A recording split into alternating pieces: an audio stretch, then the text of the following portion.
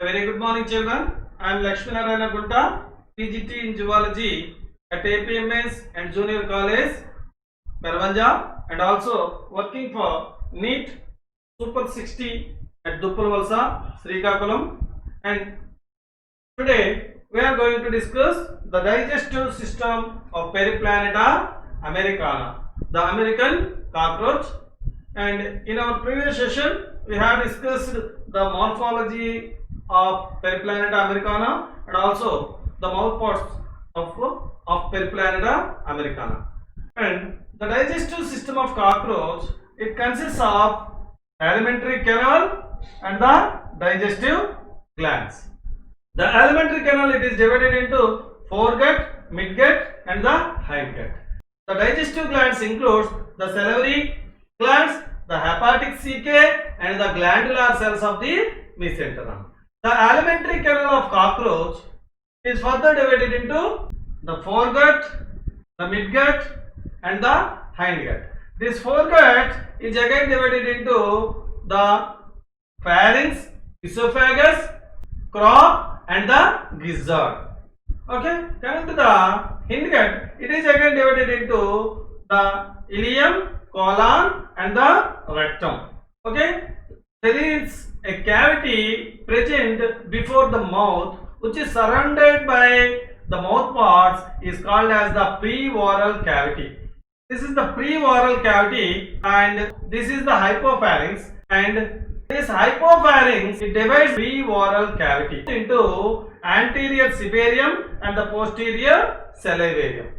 Okay, this is the salivary duct which opens into the salivarium, and this is the hypopharynx or the lingua or the tongue. Okay, coming to the foregut, this is the foregut, and this foregut is also called as the stomodium. As it is having mouth, it is also called as the stomodium. Stoma means mouth, and this foregut constitutes the pharynx, esophagus, crop and the gizzard. Here you can observe the pharynx, and this one is the esophagus, and the sac-like structure is called as the crop. Okay, this one is the gizzard. The esophagus opens into a thin-walled distensible sac called as the crop. This is the crop. This crop, it acts as a reservoir for storing the food. This crop leads into thick-walled proventriculus or gizzard. This foregut are the stomodium and the hindgut are the proctodium. Both of them, they are lined internally by ectoderm, and hence they have cuticular lining. The foregut and the hindgut, they have cuticular lining because of the presence of the ectodermal cells in the walls, whereas the midgut, it has an internally lined endoderm. Okay, let us now discuss the gizzard. This is the transverse section of a gizzard. The chitinous inner lining, it has 6 teeth. They form the grinding apparatus. Observe the darker region only, not the light colored region. Here a sharp tooth-like structure is there, and they are 6 in number. These teeth, they are helpful in grinding the food material. That's why it is a grinding apparatus. It is a grinding apparatus of Periplaneta americana. Behind every tooth there is a hairy pad, and it is also having backwardly directed bristles. These bristles, they filter the food particles. That's why this gizzard, it acts both as a grinding mill and also as a sieve, with the help of which we separate small stones from the rice. Okay, that is the sieve.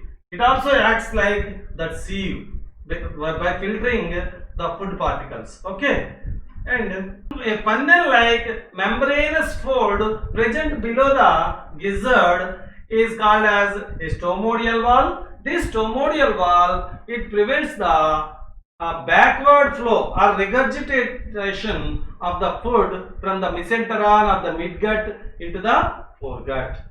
Okay, it allows the food from foregut to midgut, but not vice versa. Okay, and coming to the midgut, the second part of the alimentary canal, the midgut, which is also called as mesenteron or ventriculus. This is the midgut or the mesenteron, and this midgut, it starts with the stomodial wall and ends at the hindgut. Okay, this midgut is a short tube, and the gland cells present in the walls of the midgut, they secrete some enzymes like maltase, invertase, protease and lipases. They are responsible for the digestion of the food particles, and they also secrete chitinous and porous peritrophic membrane which protects the walls of the mesenteron. This peritrophic membrane is also essential in digesting the food particles. There is a sphincter muscle present between the mesenteron and the hindgut. This sphincter muscle, it prevents the backflow of uric acid and undigested food from the hindgut to the midgut.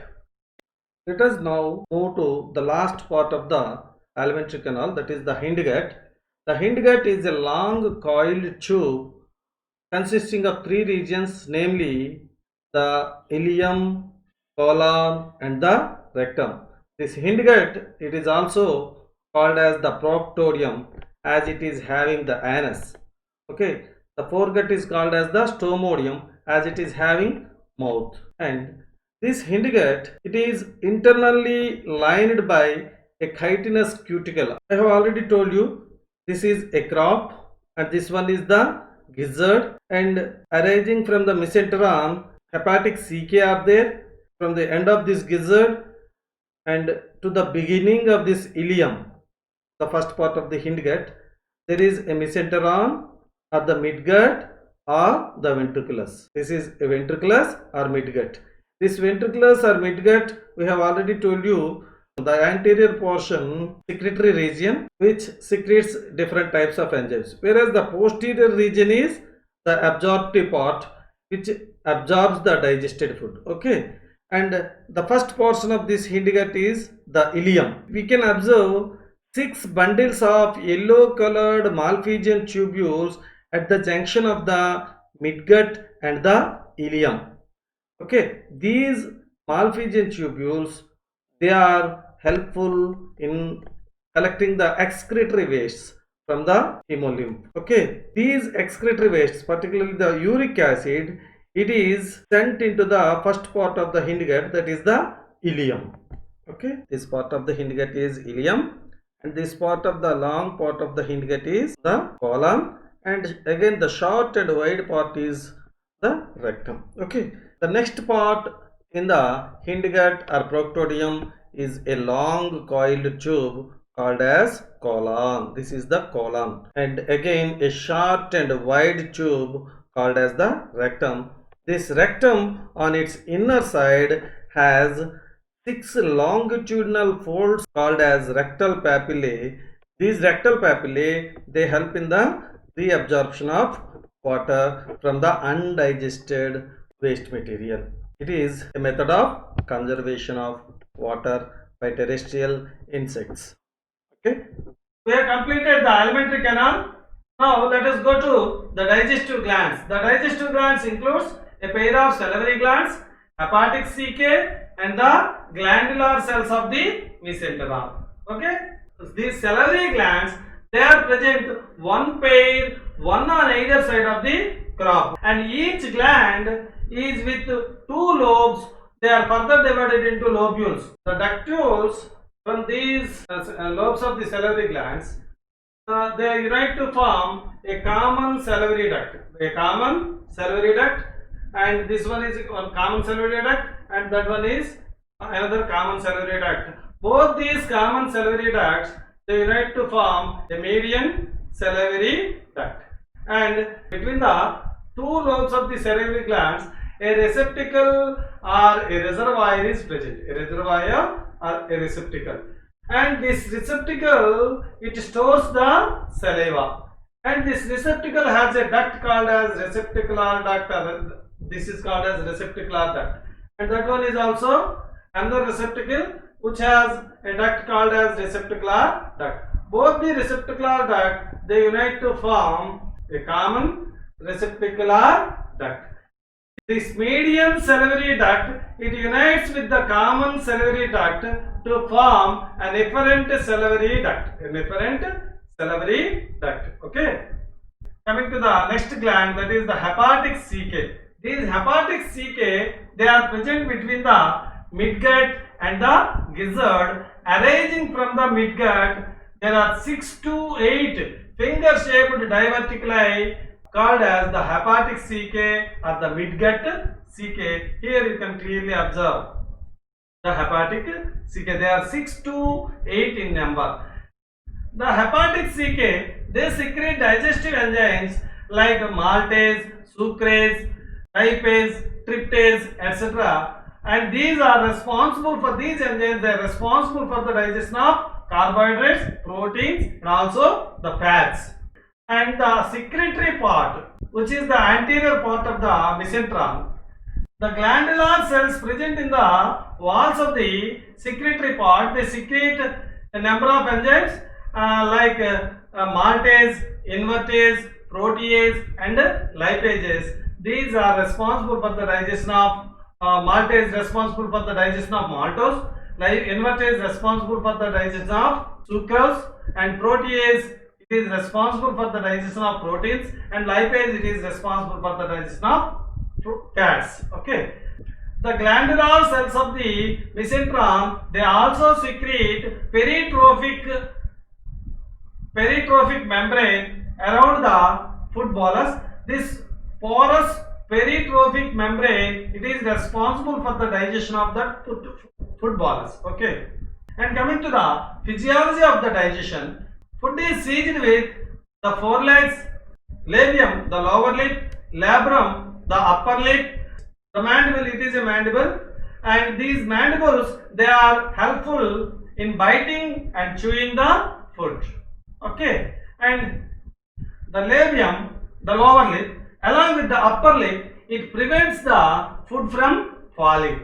Okay. And glossa, paraglossa, gallia, and the lacina, they all together, they hold the food. Here you can observe the hood-like gallia and the pencil-like lacina, along with the glossa and paraglossa, they hold the food during chewing. The secretions of the salivary glands is called as saliva. This saliva is mixed with the food during chewing, and these are salivary glands, and the food is mixed with the digestive juices that are regurgitated into the crop through the grooves of the gizzard. Most of the digestion is completed in the crop itself, and the amylase of the saliva, it digests the starch into disaccharides, and the sucrase or the invertase, it digests the sucrose into glucose and fructose, and the maltase, it digests the maltose into glucose. And similarly, the cellulase, which is secreted by the microorganisms of the hindgut, present in the hindgut, it digests the cellulose into glucose. Similarly, the lipase, it digests the lipids into fatty acids and glycerols, and similarly the proteases, they digest the proteins into amino acids. This way, the carbohydrates, proteins, and fats all are digested in the alimentary canal, and the digested food is absorbed in the ventriculus or mesenteron or midgut, and the undigested food, it reaches the hindgut, and the water from the undigested food is reabsorbed with the rectal papillae, and finally the dry fecal pellets, they are egested out through the anus. Okay, we can identify the presence of cockroaches by these fecal pellets. This finishes our chapter. Before we complete this session, let me ask you few questions. First one is, which of the following cells of cockroach secrete saliva? The acinar cells, glandular cells of the mesenteron, stomodium and the proctorium. These are the two lobes of salivary glands, and these two lobes, they are further divided into number of lobules called as acini, and each acinus, it is having a number of cells called as zymogen cells. These zymogen cells, they secrete the salivary amylase, which is responsible for the digestion of starches. Okay, that's why the right option is the acinous cells. Okay, coming to the next question. Mouth parts of cockroach are sucking type, piercing and sucking type, siphoning type, and biting and chewing type. What is your option? Right? Mouth parts of cockroach are called as biting and chewing type. Okay. Number of bundles of Malpighian tubules in cockroach are 3, 4, 5 and 6. Okay, what's your option? Right? 6 is the right option. The number of bundles of Malpighian tubules in cockroach are 6. Okay, thank you very much. Thank you for watching, and follow me for more videos on YouTube simply by typing Lakshmi Narayana Gunta, LAXMI, Lakshmi Narayana Gunta. Thank you.